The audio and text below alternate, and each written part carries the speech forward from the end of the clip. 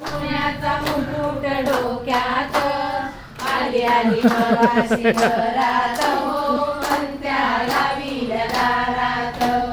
आली आली मगाशी घरात हो पंत्याला विलदारात कपाळी कुंकू किंचित हळद नथनी तुझ्या नाकात कपाळी कुंकू किंचित हळद